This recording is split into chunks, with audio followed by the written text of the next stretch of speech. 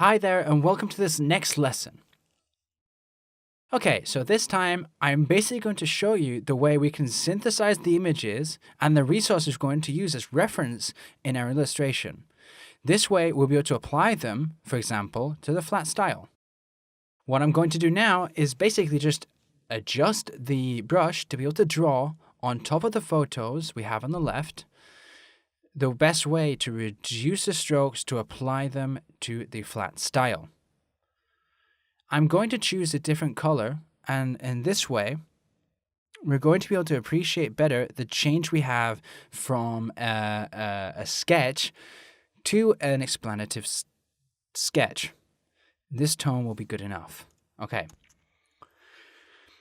This lesson is going to be on simplifying our references and our photos that we're going to be using, and we're going to reduce them until we can adjust them to the flat style. The flat style, as I've said before, is a pretty simple style that can have more or less a quantity of details depending on the layers of colors that are applied to our illustration.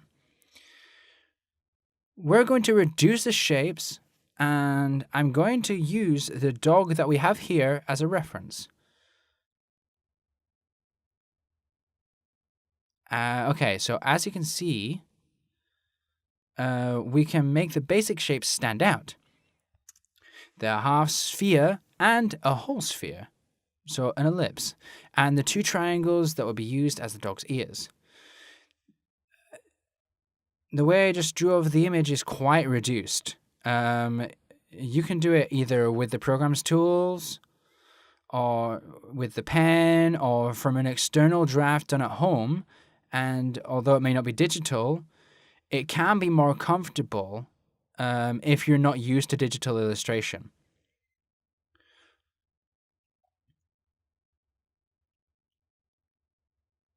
Whether that might be through Illustrator or through Photoshop. We can get a notebook, a pencil, or a pen, whatever you're more comfortable with, and then you can scan the image or take a picture and put it in the program to work on top of it. Just like we did in the example with the pen, I'm doing the same thing. Instead of vectorizing the image, though, I'm going to try to summarize in the smallest way possible to get the most similar figure to our reference image. And it's going to be quite reduced in terms of details. What we want to do with our image in flat style is to reduce the information it gives us without losing the idea, in our case, of a dog, which is what we're looking for. I've decided that I want to make it look like there's no gravity and that it's floating in space.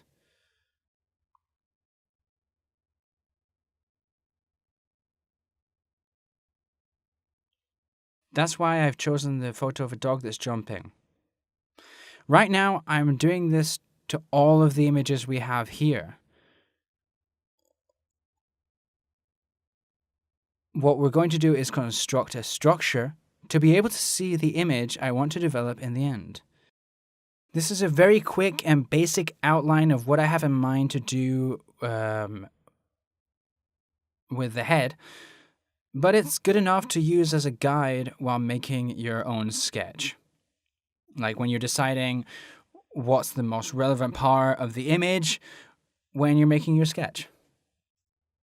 By the way, the image here is of a dog that I got off the internet. It's not the original. It's not Leica. It's not our dog.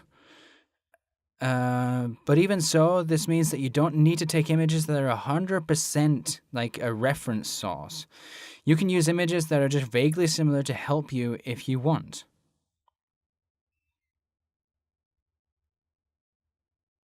In my case, I chose this Jack Russell jumping because it looks like what I had in my imagination when I think of what I want to draw when I draw Leica. In that anti-gravity position, and seeing as it's in a flat style, I don't want to give it too much detail. I'm going to give it like a 2D appearance. Okay, so we have the first sketch. In the second one, I'm going to simplify the dog's face even more. I got 2 dots to work as eyes and a small line to use as a nose. The ears have gone from being 2 perfect triangles to being a group of more rounded triangles. Now I'm going to make a structure of the animal's body.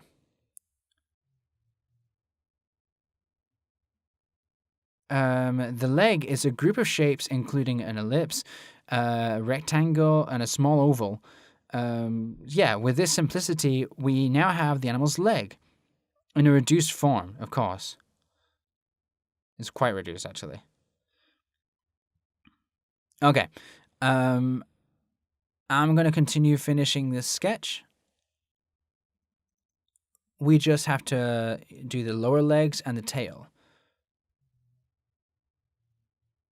As you can see, there's no real complex details. I'm just kind of using shapes that I'm getting just trying to use geometry most of all. Okay, so... Okay, we just need the back leg. And then we would have more or less the structure that I want my space pup to have.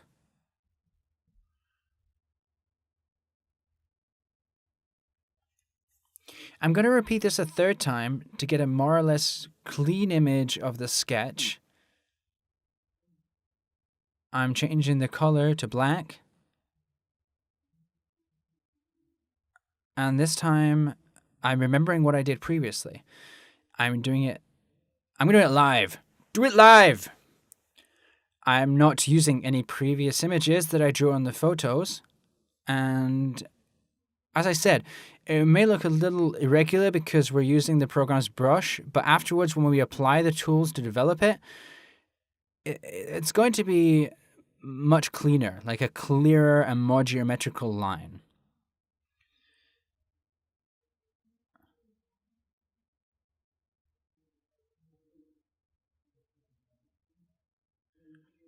This sketch, well, we can see it's not very clean or developed, but we just have to work on it. Okay.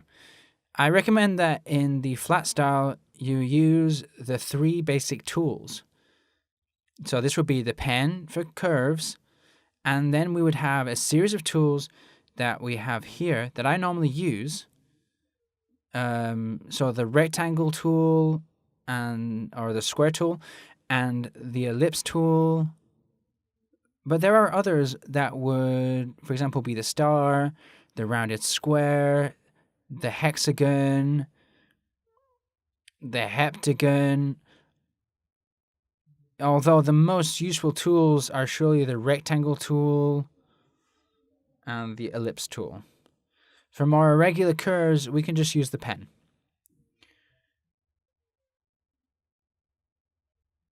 And here are the shortcuts for each of the tools.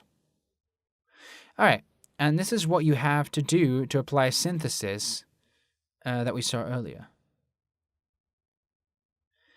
Okay, to finish this lesson, I want to show you this image that I did myself. I'm going to put it on the artboard so I can explain it better. It's an image of the sketch I did earlier, before the course, to see what styles you can apply apart from the ones in the theory we've just seen. You know, all those styles that I've kind of been repeating a lot. You can generate the figures that you want depending on the references you use. This one here could be considered as a flat style. You just have to know how to synthesize. This one, for example, is a more comic style.